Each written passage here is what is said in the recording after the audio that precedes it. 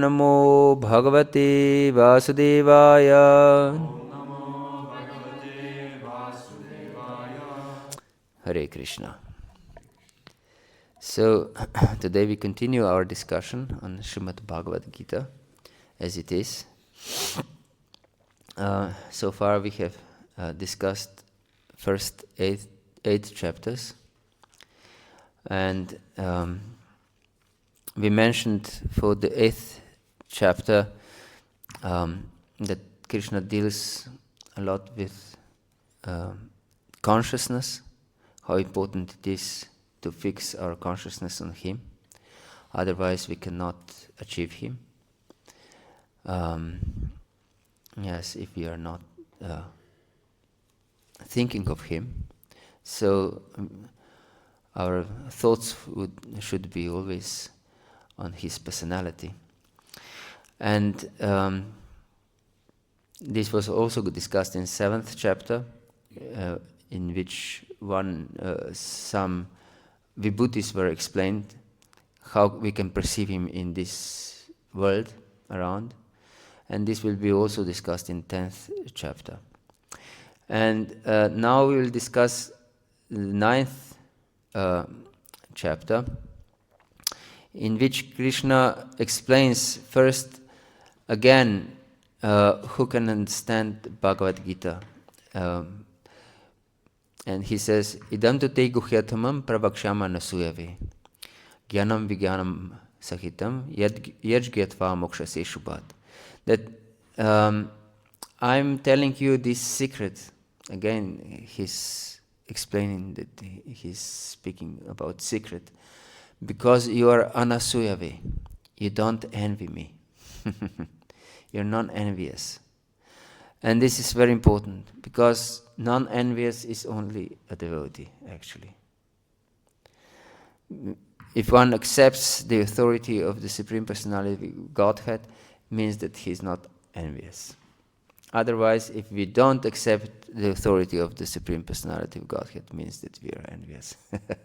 Why shouldn't we otherwise accept the authority of the God? Yes, it means just sheer envy and nothing else. Because we want to be God, therefore we don't accept the authority of the Lord. Yes, so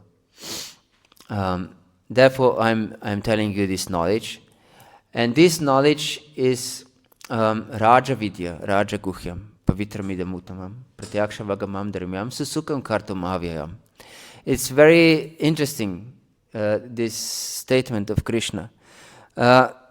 He explains that this is the topmost knowledge, Raja Vidya. This is a king of all knowledge. Yes. And again, he pointed out that this is a secret, Raja Guhyam, not just ordinary secret. It's the king of all secrets, also.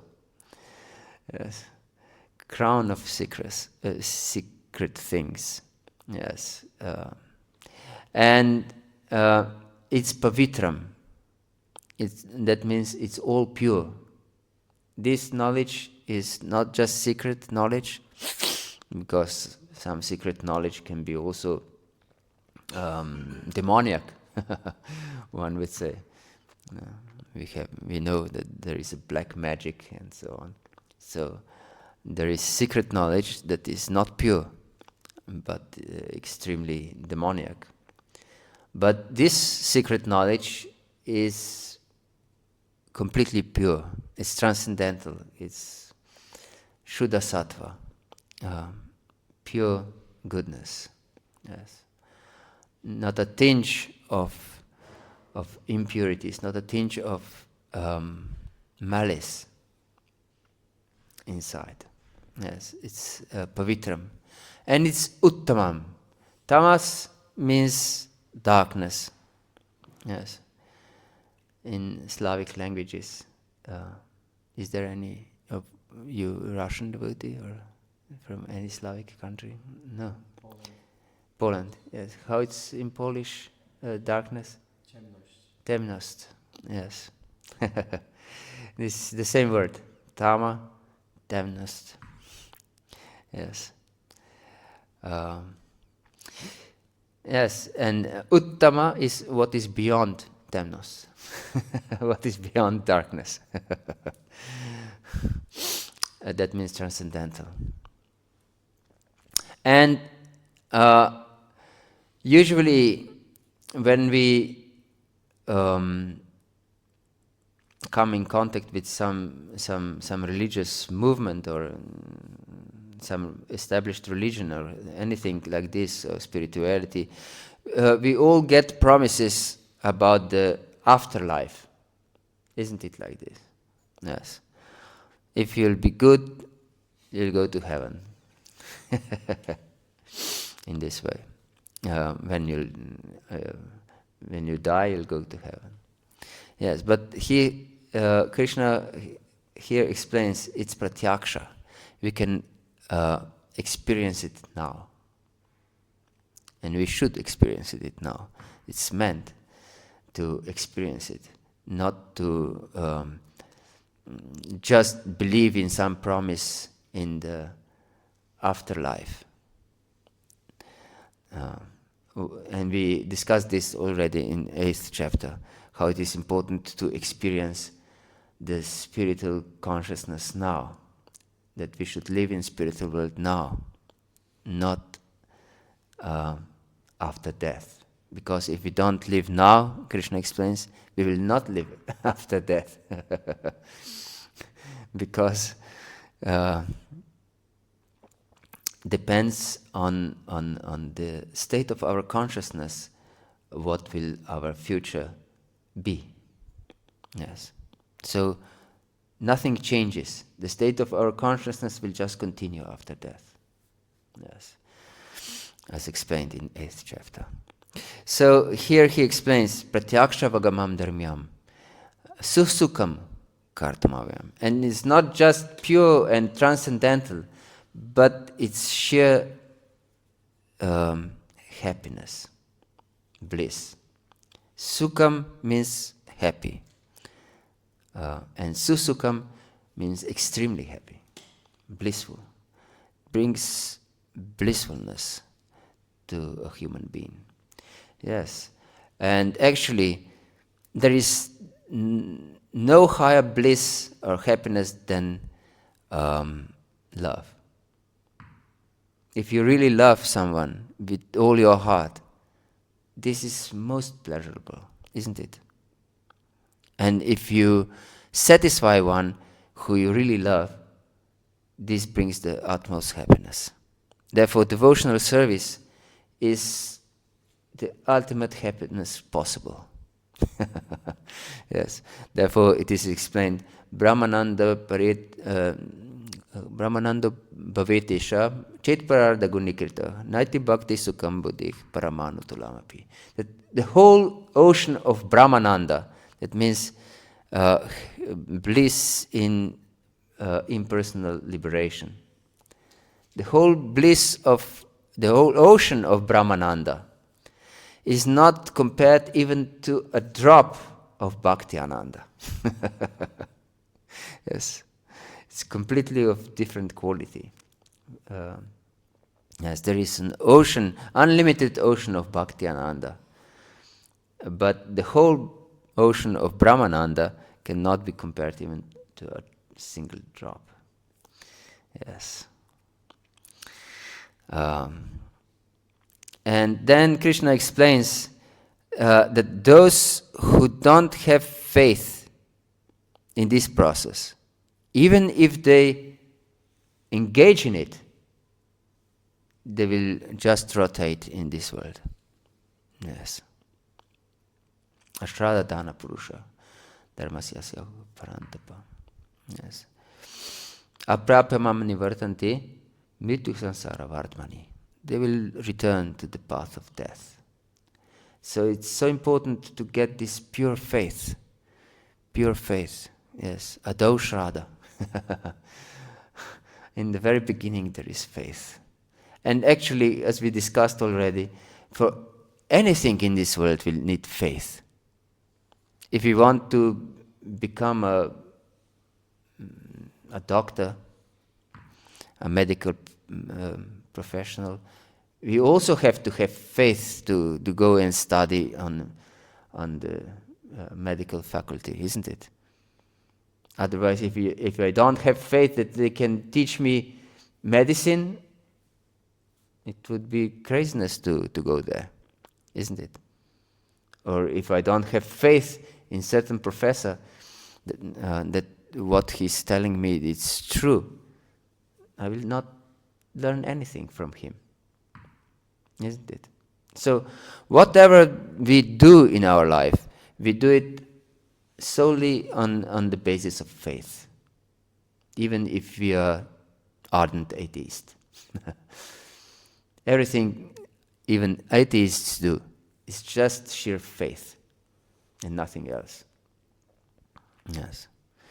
So, but the thing is that for other things, you need also other qualification. For example, to go to the medical faculty, you need some certain certificate that you have certain education before, isn't it? So you need some prerequisite to do something. Yes. And to go to primary school, you have to be at least certain age, and if you are not, if you something wrong, you're psychic, you cannot enroll even into primary school, isn't it? But for bhakti, there is no prerequisite at all. It's just faith. Yes.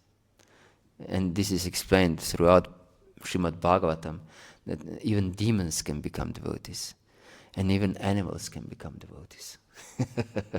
So bhakti is paramasvatantra, completely independent on some external formalities. Yes. And Krishna explains how he is in everything and everything is in him, but at the same time he's not in everything. He's outside of everything. Yes. Therefore he's not perceivable in this world. And that the whole material nature is operating under his control. Yes. Therefore, it is important to understand why Bhaktisiddhanta Saraswati Goswami Maharaj explains that everything is perfect. Even in this world, everything is perfect. And one who thinks that something is imperfect means that he is imperfect himself. Yes. So everything is perfect. But we want to give Krishna consciousness to other living entities because they are suffering here. Because they are suffering here. And he explains that those who are foolish, they deride him when he descends in human form. But for those who are such fools, everything is in vain. Whatever they strive for, whatever their hopes are in vain, their knowledge is in vain, their endeavors are in vain, everything is in vain. And he says their nature is of rakshasas and demons and asuras. Those who are not devotees, Krishna explains that they're rakshasas and demons. Yes. Mogasha moga karmano moga jnana vichetasah rakshasim asurim cheva prakritim mohinim shitaha. They have taken shelter of prakritim mohinim, of illusory energy, and therefore everything will be destroyed for them. All their hopes. Yes. And why they are, I think, if I'm not mistaken, that we have discussed this in the summer. Why they are rakshasas, and Krishna called them rakshasas and demons. What do you think? It sounds like fanatic. Sorry? Why Krishna, those who are not devotees,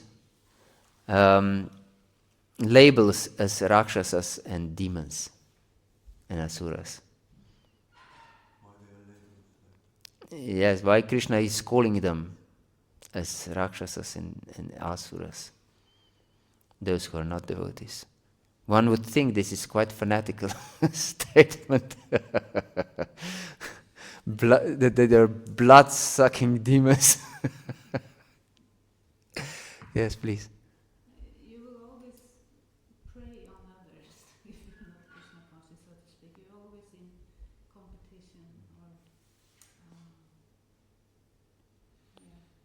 Yes. if you're not Krishna conscious. Yes.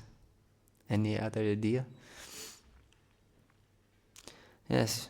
Because we put our self in the center. So our self-interest is prominent.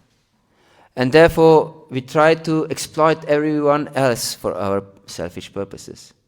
Even if we have extremely broad-minded, if we are extremely broad-minded, that we include all humanity and environment and everything, but there are some boundaries to our broadness. If you don't accept God, if you don't accept Absolute, there are some boundaries to our world. And what is beyond our boundaries is a threat to our world, isn't it? Otherwise we would include also this, what is beyond our boundaries, isn't it? So we try to destroy those obstacles to our happiness and exploit them.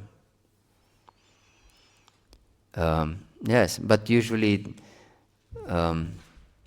those who are not devotees, they are not so broad-minded to accept nearly everything except Krishna. No. Therefore, there is conflict on every level of existence. Conflict between husbands and wives, children and parents, amongst friends, teachers and students, among nations, among different groups within society.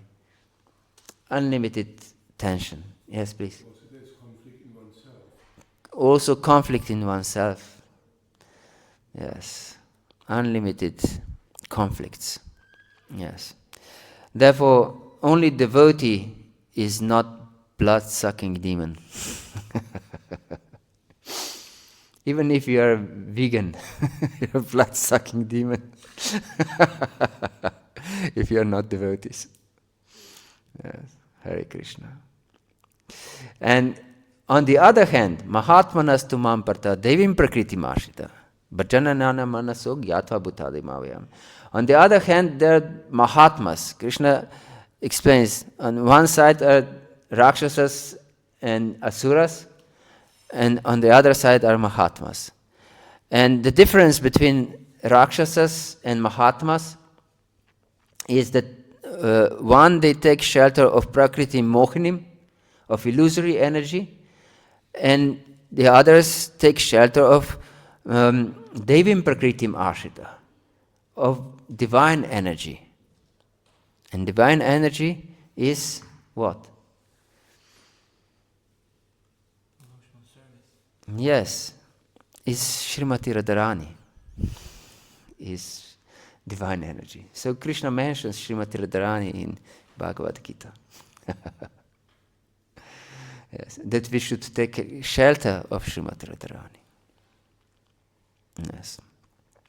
And then we always glorify Krishna. Satatam kirtayantamam yatantascha dridavartaha namasyantascha mam bhaktya nitya yukta upasati. And always worship Krishna without any wavering.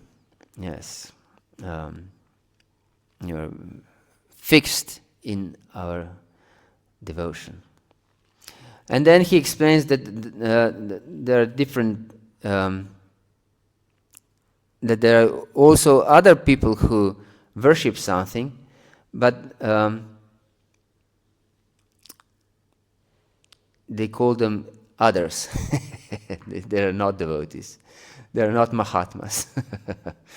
Jnana yagina chapyanye. Anye means others. They engage in jnana yagya. And they worship me also in some kind. But then he explains again how everything is coming from him, and that for devotees he will do everything. Ananya shintayantamam yejanah parupasate tesham nitya bhayuktanam yogakshema vahhamyaham. Those who don't worship me, they will go maybe to heaven, but they have to come back even if they're pious. But for devotees, I will bring everything and protect what they have. Yes. Those, and this is very important verse, Yepi anyadi vakta bhakta yajante shadyanvita tipi mami bhakanta yajante vidipurvakam. That others also glorifying and worshipping only me and nothing else. Those who glorify different politicians, different movie actors, or anyone like this, or a beauty of some mountains or nature, they glorify only me. Yes, and worship only me, but in the wrong way. Yes, and therefore one should understand that only I, says Krishna, I am enjoyer of any sacrifice, of any worship. Aham hi sarvayaganam bhoktacha prabhur evacha. Natumam abhjanti tatve nataschavantite. So those who don't know this, that I am the only enjoyer of everything you do, everything you perform, everything you are, those who don't know this, they will fall down. Not that they will remain on the same platform, they will fall down. Tatvenatas chavantite. Chavanti means fall down. Yes. And he explains that those who worship demigods, they go to demigods. Those who worship demons go to demons. Those who worship some hobgoblins, crazy people, will become crazy people themselves. But those who worship me will come to me. And worship of the Lord is extremely easy. Patram pushpam palam toyam yoma bhaktya prayachati tadaham bhaktu pahritam ashnami paratatmana. It's extremely easy. Just give him some fruit, leaf, of a little water. So whatever we have, we can give Krishna. Krishna is not picky. But that doesn't mean that we keep good things for ourselves and give just little water to Krishna. Yes, this is then cheating. Yes, we should give him everything. But if we don't have much, he's satisfied with extremely little things. But what is important is bhaktya. Shri Panchatattva ki jai. Yes, it's bhaktya.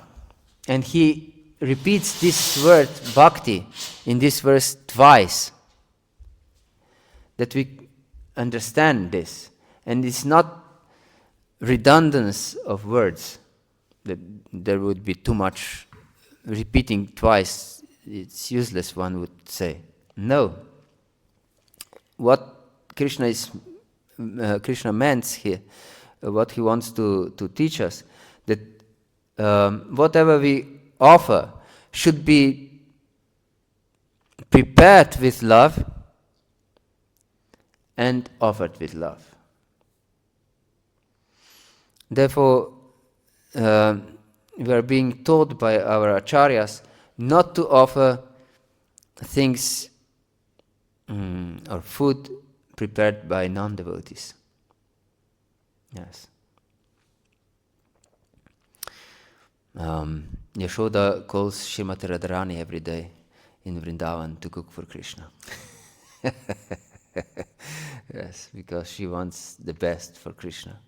And Srimati Radharani received boon from Durvasa Muni that whatever she will cook, it will have the taste of nectar, and one who eats her food will be long-lived and overcome all obstacles in life. So only Srimati Radharani really is allowed to cook for Krishna. And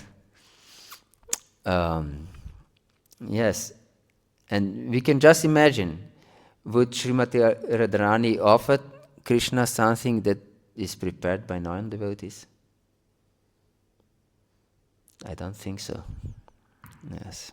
So it should be prepared by bhakti, because she's personification of bhakti. And it should be prepared by bhakti and offered by bhakti. Therefore Krishna mentions twice in this verse, then I will accept it. In fact, he says, ashnami, I will eat it. Whatever you will give, I will eat. And the proof of this is when Krishna came as a peace messenger to Duryodhana, and he didn't want to accept feast from Duryodhana, because Duryodhana is, as we explained in the beginning of our discussion on Bhagavad-gītā, is extremely diplomatic.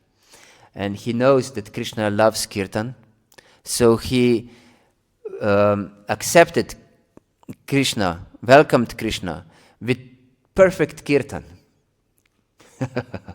Yes, glorifying Krishna with kirtan.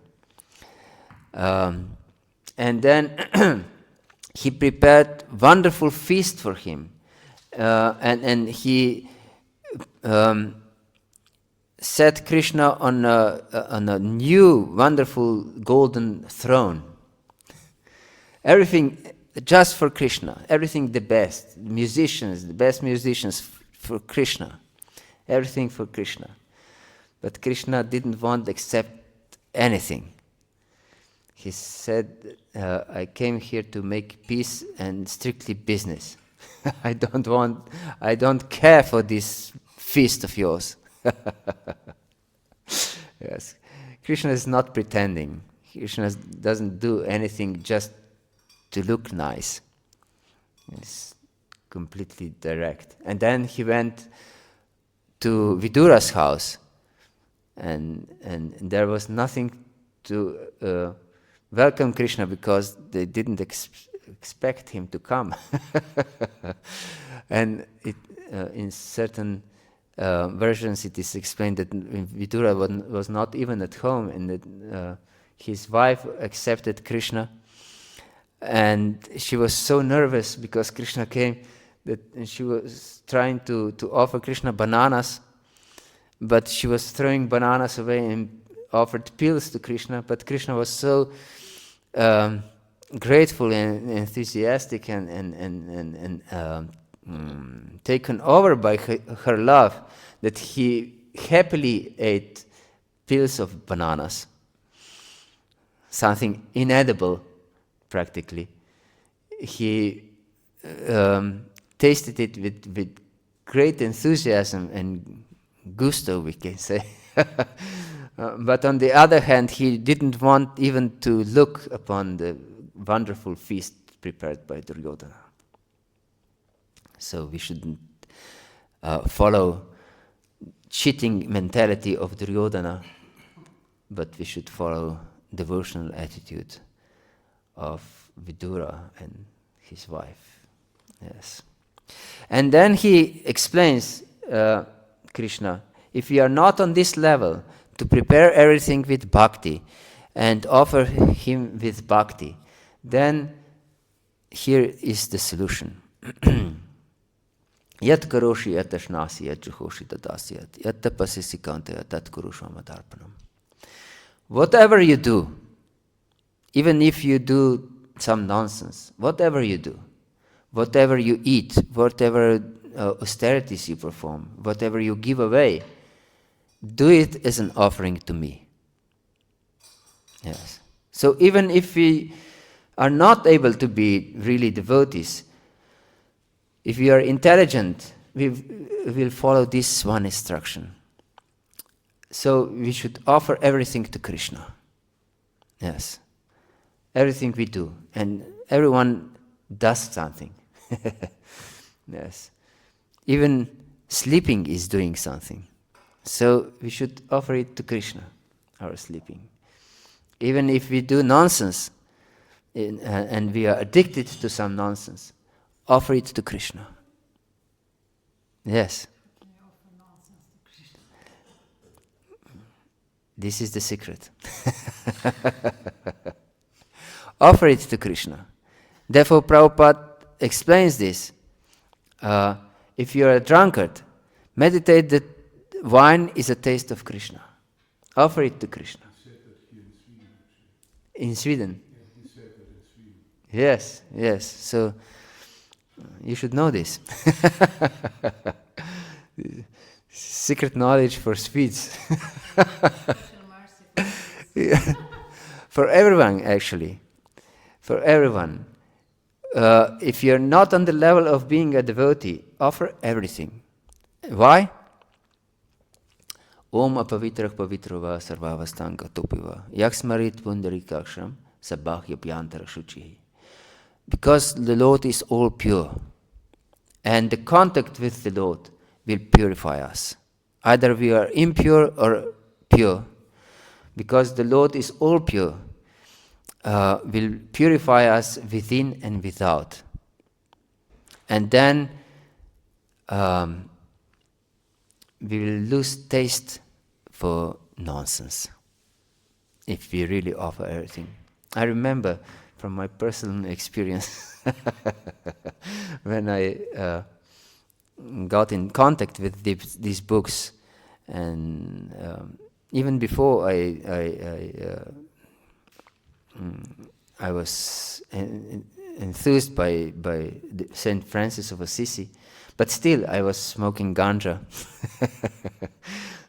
And then I was reading in Prabhupada's books that we should offer everything, and I offered ganja to the Lord. Yes, it's nonsense, sheer nonsense, of course. But this is the process. You connect everything you have, you connect everything you are, you connect everything you do to Krishna. Yes, offer everything. And he explains that he is neutral to everyone, but for devotees he is special friend. And even if one is complete nonsense, if he is fixed on Krishna, he should be considered as saintly. Yes. Apichet suduracharo bhajate mama nanyabhak. Sadur eva samantyavah. Samyak vyavasito hisa. So he should be considered a sadur eva, certainly a saint. Eva means is the word to strongly support something. So he's not partially sadhu and partially asadhu when he does nonsense, but he's sadhu eva, only sadhu, if he's fixed on Krishna. Yes, this is qualification to be sadhu eva, to be fixed on Krishna. And he explains, Kshipram Bhagavata-dharma dasa chantim nigachati kontaya pratijanihi name bhaktah pranashati. That such a person will quickly become righteous. Yes. Even if he does nonsense, if he's fixed on me, he will quickly become righteous. And Jiva Goswami explains that this, even if this apichet, means that no devotee will do really nonsense. He will not commit most abominable thing. He will not be Durachara. But Krishna defeats others with their arguments. If two people are arguing and one is claiming one thing and the other is claiming other thing, but then one who is very wise and smart, he can defeat the opposition with their own arguments. And they say, even if what you're saying is true, still my argument prevails. And Krishna here also, even if, hypothetically, one commits most abominable thing, if he's completely fixed on me, he's sadhur eva. He's only sadhu. Yes. And then he explains that anyone who surrenders to him, even if, again, is a flow class, or if he's a woman, or he's a Shudra, or a cheating Vaishya, or anyone, he can become pure devotee and attain him. Yes. There is no disqualification in this world. No disqualification. And this is the proof of what we have already said, that bhakti is paramasvatantra, completely independent on something external. Depends only on our consciousness. Yes. And then he explains, manamana bhava mad bhakto madhyaji mam namaskuru. Mama veshasi yuktva atmana matparayana. This is the second half of the verse, twice repeated in Bhagavad-gītā. Yes, again at the end of 18th chapter. So important to understand. Man mana bhava mat bhakto. Always think of me. Become my devotee. Offer me your homage and respect and worship. And thus you will undoubtedly attain me. Yes. And then he begins the 10th chapter, and he says that Bhuya eva mahabaho shrinu me paramamacha. Again, listen to my transcendental message. So it's not something new that he will tell him. Listen again. What I have already explained to you. But now I will go into more detail. He explains that everything is coming from me. Buddhir jnanam asamoha kshama satyam damakshama. Your intelligence, your outlook on this world, all your senses, all your attitude, everything is coming from me. And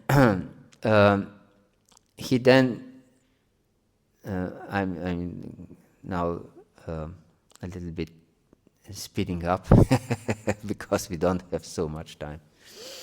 And then he explains in Chatur Shloki of Bhagavad-gītā the same thing. Aham sarvasya prabhavo mattah sarvam pravartate iti matva bhajanti mam buddha bhava sumamita. That everything is coming from me. Yes, everything. All spiritual worlds, all material worlds, all your thoughts, all your emotions, everything is coming from me only. Yes. And those who know this, they worship me. They become my devotees. Yes. So only devotees are not delusioned. Everyone is in great delusion. Yes. Only devotees are free from illusion. Yes. And therefore they always discuss Krishna. Marchita madgata prana bodhayantah parasparam. Kateyantash chamam nityam tushyanti charamanticha. And they receive great pleasure and bliss by this process of enlightening one another. Bodhayantah. Bodhayantah means to wake up, to enlighten one another. Yes. And to those, such devotees, tesham satata yuktanam bhajatam pritipurvakam, dadami buddhi yogam tam yena mam upayanti te. I will give understanding how to achieve me. Yes, I will enlighten them, he says in next verse of Chatur Shloki. I will enlighten them from within the heart. Yes, I'm sitting in everyone's heart, and if he is devotee, he engages in my kata and strives for pure devotional service, I will enlighten them, who am sitting in their hearts. Yes, this is extremely important to understand. So, therefore, we strive only for pure devotional service, not for something mixed. Because something mixed is cheating religion. And this is kicked out. Dharma projita kaitava putra paramo nirmatsaranam satam. Srimad Bhagavatam in 2nd verse, he explains that all cheating religion is kicked out. Yes. No place for anything but pure devotional service. And pure devotional service is anya bilashita shunyam, gana karma denavritam, amanukulina krishnana shunyana bhakti ruttama. Yes, no other desires are welcomed in pure devotional service. Desires only for service of Krishna. Yes. But because we are not, one would object maybe, we are not pure yet. How we can perform pure devotional service, isn't it? One may think like this. No. Sadhya or goal is dependent on sadhana. So if our sadhana is not pure devotional service, then our sadhya will not be pure devotional service. Yes, this is extremely important to understand. Yes. Sadhana by definition means you're not perfect yet, isn't it? Yes. Otherwise we will not perform sadhana. We'll be completely in love with Krishna. Sadhana means you're not perfect. You're not be able to give up all your other desires. Therefore, it is called anya bilashita shunyam, not anya bilasha shunyam. Anya bilashita means tendency to desire.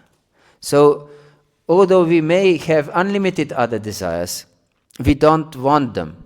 If we don't want them, this is anya bilashita. I don't want this. I want to get purified of all these desires and completely dedicate my life to Krishna. This is anya bilashita shunyam.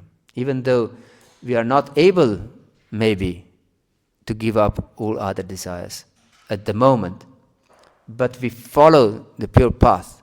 Even if one is much more pure than we are, but if he considers that certain desires are not harmful for him because he's so advanced, then it is not anya bilashita shunyam. That is cheating religion then. And he prays for peace, he prays for health, he prays for this, he prays for that. No, these are all anya bilasha, all other desires. But Krishna explains, or Acharyas explain, that we should have anya bilashita shunyam. Shunyam. Shunyam means, we know from this prayer to Prabhupada, shunya means zero. Yes. He's shunyavadi paschatya. He is saving us from shunyavad. Yes. From this ideology of voidness. Yes, so then Arjuna understands, yes, you are the Supreme Personality of Godhead. He declares, Param Brahma Param Dhamma Pavitram Paramam Bhavam Purusham Shashvatam Divyam Adi Divam Ajam Vibho Ahustvam Rishayach Sarve Devarshi Naradastata Asito Devalavasakha Swayam Cheva Bravishime. That yes, you are the Supreme Lord, completely pure and so on. And not that I'm observing this. Also great sages like Narada, Vyasa, Devala, Asita all confirm this. This is not just my imagination because you are my friend that I glorify you. No. Great sages also confirm this. And I would like to know your vibhutis. He said, because I am never satiated by your vibhutis. You only know yourself and no one can know you. This is also repeated a few times in this chapter we didn't mention before. Yes, no one is able to understand you, not even demigods, not even demons, no one can understand you, but only you yourself know yourself. And please explain me your vibhutis. And Krishna said, okay, but I'll just explain just a fraction because my glory is unlimited. And then he explains how he's everything actually. He's the Vedas, he's the Lord, he's the moon and the sun, he's our intelligence, he's death personified, he's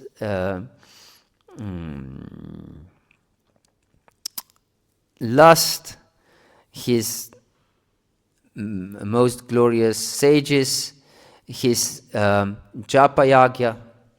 This is important to understand. Amongst sacrifices, his japa yagya. Yes, chanting of the holy names. And his what else?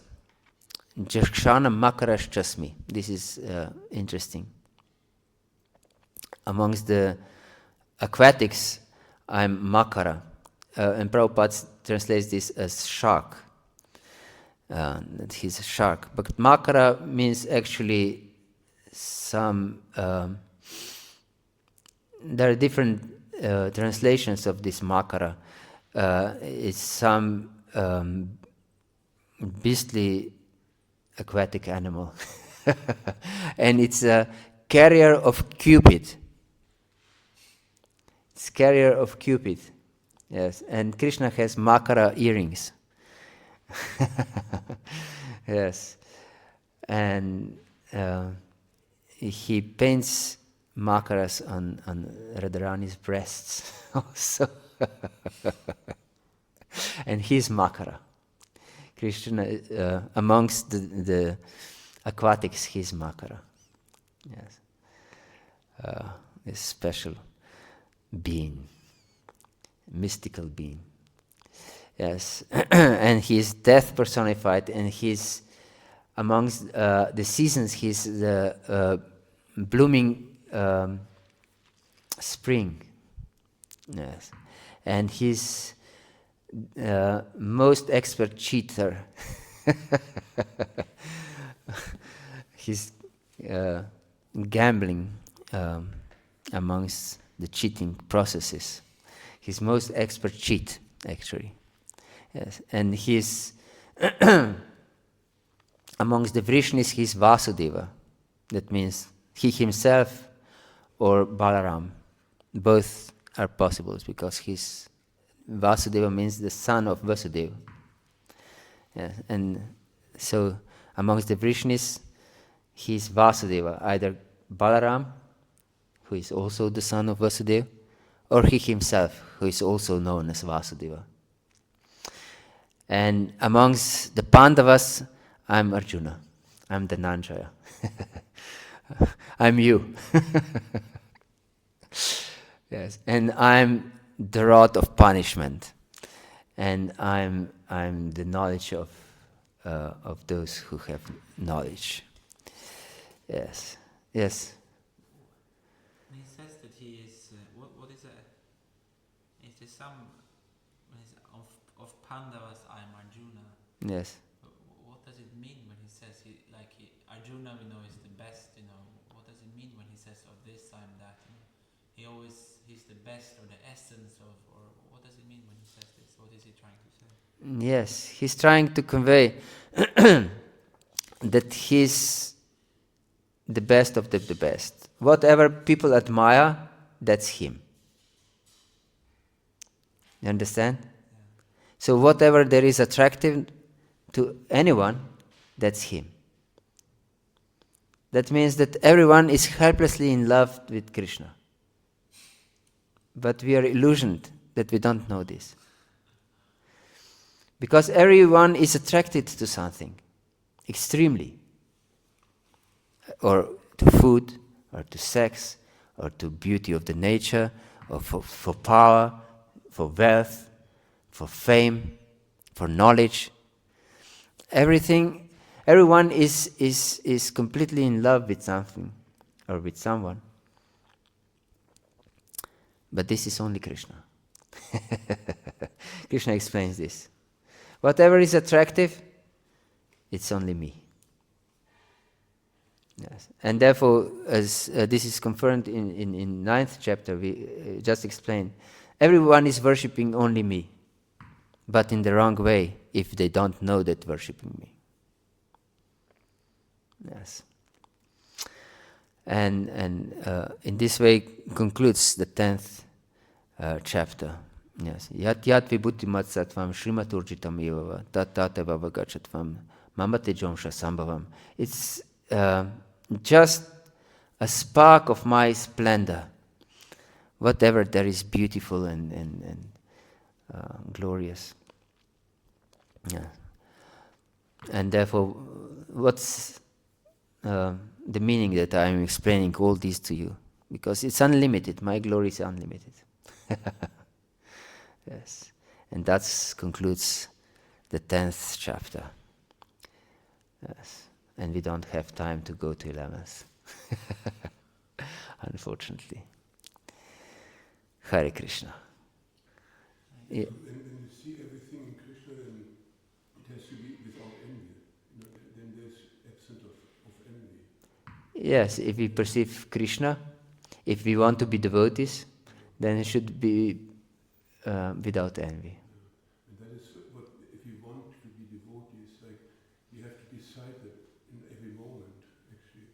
Now before, like I heard this expression, rubber stamp devotee. And I was thinking, like in the Dwapara Yoga, there was this demons and devotees like Pandavas and Duryodhana.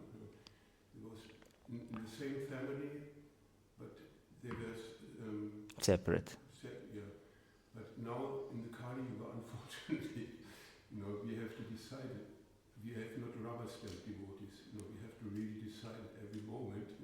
We want to be a devotee. Yes, exactly. So we have to remember all the time and fix it. It's interesting what you mentioned. Yes, it is said that, I've heard it like this, that in Satya Yuga, devotees and demons were on different planets. In Treta Yuga, devotees and demons were on the same planet. Yes, on the same planet. In Dvapara Yuga, they were in the same families. But in Kali Yuga, they are in the same heart. Hare Krishna. So, yes, we should conquer the demons in our heart. But we should realize that it's impossible for us alone. We need help. And this help are other devotees and ultimately Krishna. Without this help, it's impossible to conquer them. Hare Krishna. Thank you. Yes, it's important, yes, not to rubber stamp anyone. We should rubber stamp ourselves. And we see the example from acharyas. How they perceive themselves as the most fallen and insignificant and attached to material things. And they just beg with all their heart, actually, please Krishna, take mercy on me. It's impossible for me to to get out of these clutches of Maya without your mercy. Yes. Oh. Yes. I was thinking that when one commits even the most simple activities, if it's engaged in devotion and service, you quickly become righteous. Yes. So, but as devotees, sometimes it seems to get stuck, although engaged in devotional service, one doesn't experience quickly one attains progress. So what's the reason? Apichit suduracharo bhajate mam ananyabhak. Here it is condition. Ananyabhak. Anya means others. Ananya means without any other desire, actually. That I'm your only goal. If I'm someone's only goal, then kshipram bhavati dharmatma. Such a person will very quickly become righteous. If I'm ananyabhak, if one worships me with this ananya consciousness, yes, this is very important. And if we are half-hearted in our devotional service, then Jiva Goswami explains that it can take millions of lifetimes.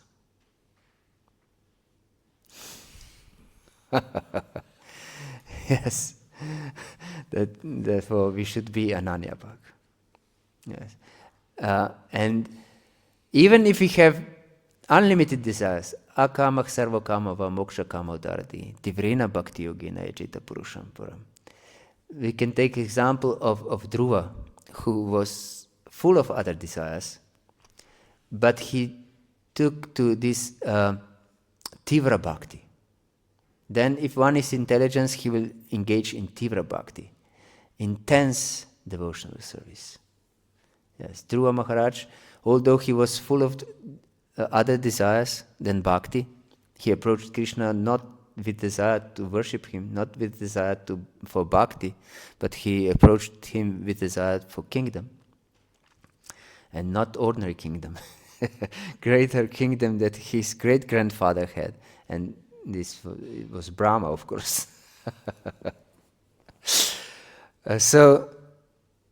But he underwent, his process was tivra bhakti, intense devotional service, and therefore he got purified. But if our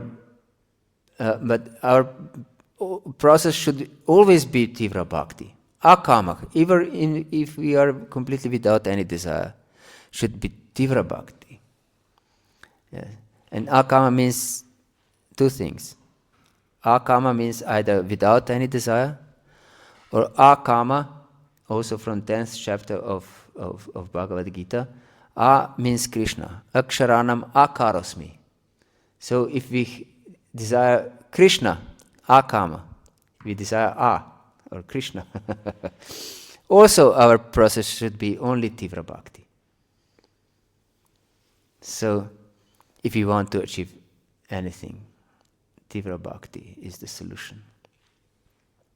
Yes. So if we are not ananyabhak, we will not become kshipram bhavati dharmatma. We will not become righteous very quickly. Hare Krishna. She was first. Yes. Yeah, like you said, death doesn't come with any miracle, but you receive with the consciousness that you have death. But many devotees have this conception that there will be a miracle. At the time of death. Yeah. Yes. And probably it's also because Prabhupada said that if you just chant 16 rounds and follow the 4 relative principles, you'll go home back to Godhead. Yes. And he says, chant 16 rounds without offense. And if we follow like this, we'll definitely take shelter of Krishna all the time, actually. Because what is without offense? Chanting of the holy names. To have other desires is one of the offenses to the holy name. Although we have heard so many things, so many instructions, if we still maintain our material attachments, this is offense. So Prabhupada teaches us not to chant with offenses. Yes. So if you chant 16 rounds without offense and follow the 4 regulative principles, it definitely will be fixed on Krishna. But when Prabhupada says that, one can understand that when he says chant 16 rounds, he means chanting without offense, because he doesn't say. He is stressing this without offense. Prabhupada many times. Many times he stresses we should chant 16 rounds without offense. And he says 16 rounds minimum. Not maximum. Minimum. He wanted his devotees first to chant 64. And they couldn't. And then he said, okay, 32. And they couldn't still. And then he says 16 minimum. Yeah. Yeah. Hare Krishna. It's the 4th, 10th chapter. He says, I'll read from the translation. I shall speak to you further, giving knowledge that is better than what I have already explained. And this is the first verse. Yes, in 10th. Is Manmana Bhava Mad Bhakto. Yes. And we understand that is the essence of the Bhagavad-gītā, the topmost, the Paribhasa Sutra. So what is it what is the better knowledge that he is giving? He will explain in more detail, as I explained. But actually, the verse doesn't says better. This is Prabhupada's words.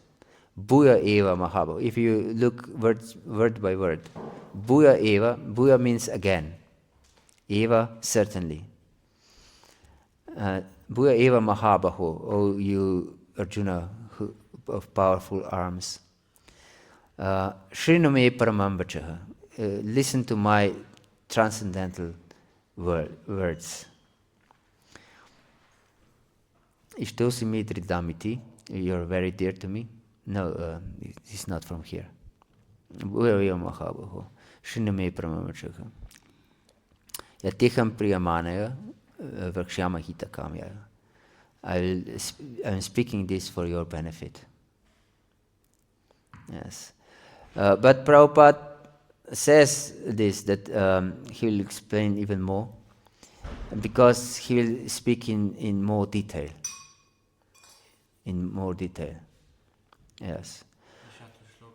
Yes, Chatur Shloki, and then he explains that everything we perceive, actually what is dear to us is actually Krishna only. Yes. We are surrounded only by Krishna. So we should perceive this, his glory. And he didn't explain in detail before this. And so he will proceed now in this regard. Hare Krishna. Yes, please. Paribhasa Sutra of Bhagavad-gītā. Except for these four shlokas, but is there like one verse which is... Yes, for Paribhasa Sutra,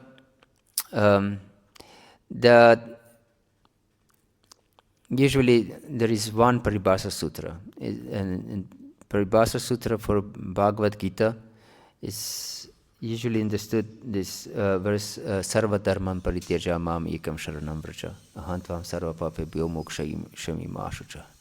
That you just reject everything and surrender to me. Yes, and I will protect you from all sins. Don't worry. I heard that it is Manmana bhava mad bhakto. Yes, some say that it's Manmana bhava mad bhakto. that means you just become my devotee. Just think of me. Yes. Paribhasha actually means the verse that gives light to all other verses. Yes. And that all other verses should be understood in the light of this particular verse.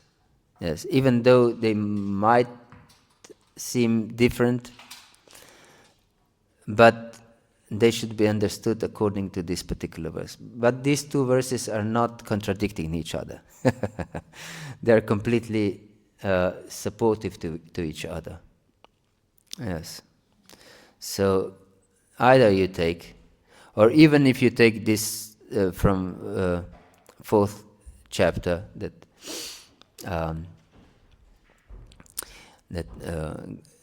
Krishna is explaining to Arjuna, Mayat,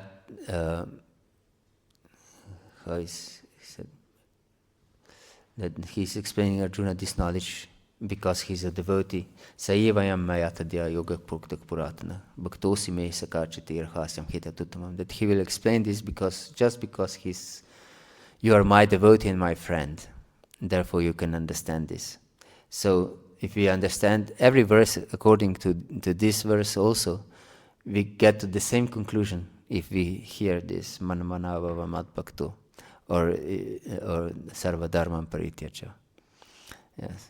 So the verse that sheds light to any other verse is called Paribhasha Sutra. And Is that the Sanskrit meaning Paribhasa, or is it just like a... yes, Sanskrit term. Paribhasa means light. Yes. And sutra is, of course, verse. Yes. Any other? One more question. Yes. This about 64 rounds. I heard that Bhaktisiddhanta Maharaj asked his disciples, those who lived in the temple, they should chant 64. Yes. Those who were preaching, they were busy with the preaching, so they didn't. Is that correct? I've heard also like this. And yes, for those who lived in the temple, he wanted them to chant 64. And he said that those who don't chant 64, they are fallen. But those who were preaching, or grihastas, who couldn't chant 64, they didn't chant 64. I think Prabhupada, for a certain time, he chanted 16 also. Yes. Yes, but Prabhupada instructed those disciples actually who were living in the ashram to chant 64, but they couldn't. Therefore, finally, he set this standard of minimum. Regardless, are you grihastha or brahmachari, living in the temple or living outside, no distinctions will be made. Just chant at least 16 rounds. Hare Krishna. Yes.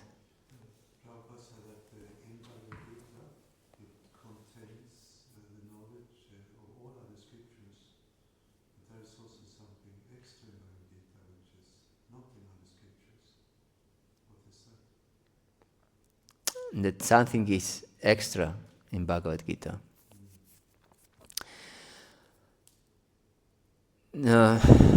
Yes. Is there? Yes, please. It says like this: one will find in Bhagavad-gītā all that is contained in other scriptures, but the reader will also find things which are not to be found elsewhere. Yes, I don't know exactly what Prabhupada is meaning here, because one may think that Bhagavatam contains everything also, because it's Krishna himself, and he teaches Uddhava in 11th canto. Uddhava Gita is even much elaborate and detailed than Bhagavad-gītā here in the battlefield of Kurukshetra. Yes. So we can speculate, but I don't know if we'll get what Prabhupada meant by speculation. Yes. You wanted to... If there is this quote that you said, in the line before he said like, then he surpasses all studies of Vedic, if he hears Bhagavad-gītā, then he surpasses all studies of Vedic wisdom and all scriptures of the world.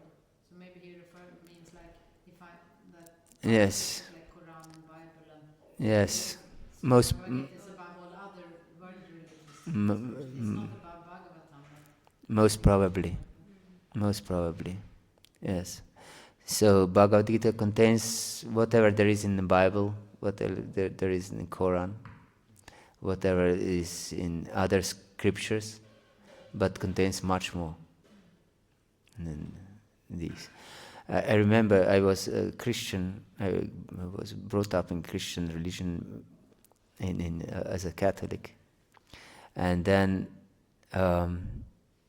during the time I was in university, my faith dwindled, but then again it became very strong when I encountered Saint Francis again, when I was studying for my diploma, and I wanted to become a Christian missionary. And then I started to study Bhagavad-gītā as it is by Prabhupada's purpose. And I was so enthusiastic about it that I wanted to write an archbishop in Slovenia to read Bhagavad-gītā during Mass. But then something stopped me, I don't know.